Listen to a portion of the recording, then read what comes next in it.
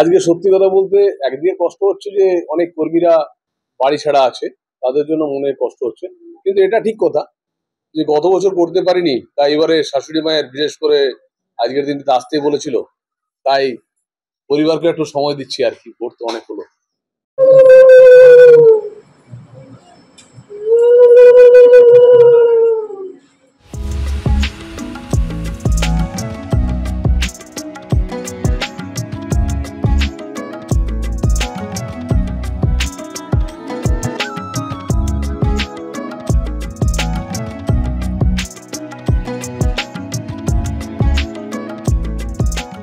শাক, হ্যাঁ, পটল ভাজা, বেগুন ভাজা, তারপরে তোমার মোচার ঘন্ট, আর একটা জিনিস হয়েছে কাঁচা কলার চোকলা বাটা, হ্যাঁ, তারপরে ইলিশ মাছের ঝোল, চিংড়ি মাছ ভাপা, মাংস, চাটনি, দই, মিষ্টি। প্রিয় খাবার কি থাকবে? না এমনি সাধারণ খুব, আমি পোস্ত ভাত খেতে খুব পছন্দ করি।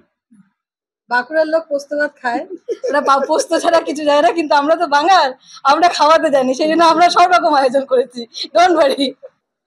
জামাইয়ের পছন্দের খাবার হলো তোমার চিংড়ি ভাপা, মাংস তো সত্যি খুবই ভালোবাসে। মায়ের মধ্যে রাত্রিবেলায় মাংসটা খায় না, মিষ্টিটা একটু কম খায়, বাস ওইটুকুই।